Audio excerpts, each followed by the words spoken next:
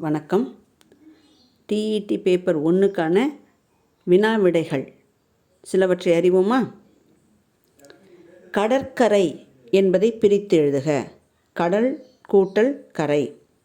கொத்து வேலை செய்பவர்கள் டேஷ் கட்டும் தொழில் செய்கின்றனர்.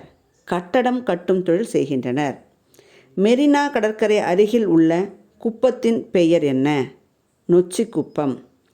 காணும் பொங்கல்தான் மீனவர்களின் டேஷ் திருவிழா. கரும்பு திருவிழா. கடல் நீரில் எழுவது அலை. விழித்து என்பதன் பொருள் அழைத்து. மடல் என்பதன் பொருள் கடிதம். கையொப்பம் என்பதை பிரித்து எழுத கை ப்ளஸ் ஒப்பம் என கிடைக்கும். இடப்பக்கம் பிரித்து எழுதுக. இட ப்ளஸ் பக்கம். அகர வரிசையில் நேரெதிர் வரிசை. செய்தி, பணி, கையொப்பம், விலத்து. இதை நேரெதிர் வரிசையை எழுதணும். விலத்து, பணி, செய்தி, கையொப்பம்.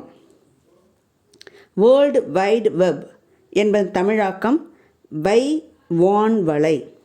மின் அலைகள் மூலம் கணினியால் அனுப்பப்படும் செய்தி மின் அஞ்சல். தமிழன் என்றோர் இனமுண்டு, தனியே அவர்க்கொரு குணமுண்டு என தொடங்கும் பாடலை பாடியவர் நாமக்கல் கவிஞர். நாமக்கல் கவிஞர் அவர்களின் இயற்பெயர் ராமலிங்கம். ராமலிங்கம் அவர்களின் பிறந்த ஊர் மோகனூர். நாமக்கல் கவிஞர் ஏற்ற பணி அரசவை கவிஞர். தமிழன் மானத்தை பெரியது என கருதி டேஷ் இழப்பான், உயிரையும் இழப்பான். அவன்கு பிரித்து எழுதுக. அவன் ப்ளஸ் கு. அவர்க்கு அவர் ப்ளஸ் கு.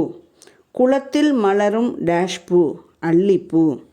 கல்லில் செதுக்கும் கலை சிற்பக்கலை. மாம்பழத்திற்கு புகழ்பெற்ற ஊர் சேலம். தலையாட்டி பொம்மைகளுக்கு புகழ்பெற்ற ஊர் தஞ்சை. ஐயனார் கோவிலில் நேர்த்திக்கடனாக வைக்கப்படும் பொம்மை குதிரை. தலையாட்டி பிரித்தெழுதுக. தலை கூட்டல் ஆட்டி. பொம்மை செய்ய பயன்படுத்தப்படும் பொருள் களிமண், துணி, பஞ்சு, அட்டை இவை அனைத்துமே. புரவி என்பதன் பொருள் குதிரை. பொலிவு என்பதன் பொருள் அழகு. இயல், இசை, நாடகம் என்பது முத்தமிழ். முக்கணி என்பது மாம்பழம், பலாப்பழம், வாழைப்பழம். ஆறு எனும் சொல்லின் பல பொருள் எழுதுக. நதி, எண், வழி என்பதே ஆறு என்னும் சொல்லின் பல பொருள்கள். எது தேனீ இனத்தை சார்ந்தது அன்று? ராஜா தேனீ. ஆண் தேனீக்களின் வேலை என்ன? எதுவுமே இல்லை. ஆண் தேனீக்களின் வேலை எதுவும் இல்லை. மக்காத குப்பையை டேஷ் மூலம் பயன்படுத்தலாம். மீள் சுழற்சி மூலம் பயன்படுத்தலாம்.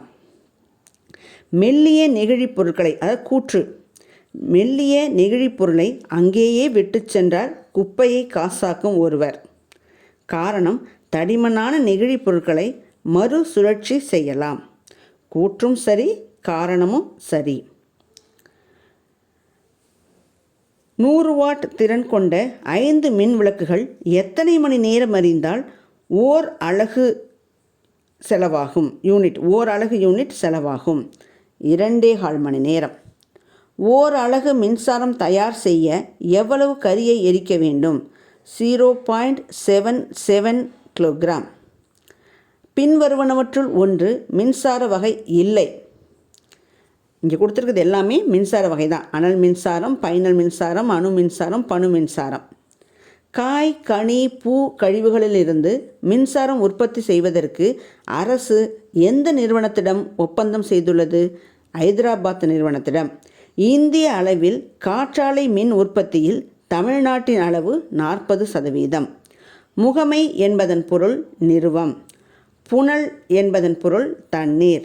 மின் கூட்டல் ஆற்றல் மின்னாற்றல் என்பது தன்னொற்று இரட்டித்தல் என்னும் விதிப்படி புணர்ந்தது. பொறி ப்ளஸ் இயல் பொறியியல் என்பது உடம்படுமை என்ற அடிப்படையில் புணர்ந்தது. காற்றாலை மின் உற்பத்தியில் உத்தரப்பிரதேசம் இந்திய அளவில் முதலிடம் பெற்றுள்ளது. நடுவண் அரசு சூரிய சக்தியில் இயங்கும் மிதிவண்டிக்கு அரசு கொடை அளிக்கிறது. ஓசோன் படலத்தில் துளை விழுந்துவிட்டது. அதனால் பூமி அதிக அளவில் வெப்பமடைகிறது. ஒரு சொல் இரு பொருள் தரும் சொல்லில்லாதவை அதாவது மதி, ஆடு, கரை இது எல்லாமே இரு பொருள் தரும். துன்பம் என்பது மட்டும்தான் ஒரு பொருள் தரும். அழகின் சிரிப்பு என்ற நூலை இயற்றியவர் சுப்புரத்தினம், பாரதிதாசன். ஏ ஆணை, பி அறிஞர், சி ஏளனம், டி கேடு, இ பாரம். இதனை அகர நேர் வரிசை செய்க. நேராக எழுதணும். அப்போ பாரம், கேடு, ஏளனம், ஆணை, அறிஞர். குந்தி தின்றால் குன்றும் மாளும் என்பது பழமொழி. சொப்பனத்தில் கண்ட அரிசி சோறாகுமா என்பது பழமொழி. மந்திரத்தால் மாங்காய் விழுவதில்லை என்பதும் பழமொழி. யானைக்கும் அடிசருக்கும். இகழ்தல் என்பதன் பொருள் பழித்தல். சொப்பனம் என்ற சொல்லின் பொருள் கனவு. தங்க புதையல் பிரித்து எழுத தங்கம் கூட்டல் புதையல். ஊதியம் என்பதன் பொருள் வருவாய். மாண்பு என்பதன் பொருள் சிறப்பு. வெற்றிலை என்பதனை பிரித்து எழுதுக வெறுமை கூட்டல் இலை. பசித்துன்பம் என்பதனை பிரித்து எழுதுக பசி கூட்டல் துன்பம். தத்தம் என்பதை பிரித்து எழுத தம் கூட்டல் தம். யானைகள் நீர்நிலைகளில் இறங்கி நீரை குடிக்கும். குரங்குகள் மரத்தின் மேல் டேஷ் விளையாடும். எதிர்ச்சொல்லை பயன்படுத்தி தொடர நிறைவு செய்க. குரங்குகள் மரத்தின் மேல் ஏறி விளையாடும். பேருந்தில் பின்புறத்தில் ஏறி முன்புறமாக இறங்க வேண்டும். யானை கரும்பு தோட்டத்துக்குள் நுழைந்தது. அதாவது தொகுப்பு பெயர் கரும்பு தோட்டம். சோளத்தின் தொகுப்பு பெயர் சோள கொள்ளை. பசு தொகுப்பு பெயர் நிறை.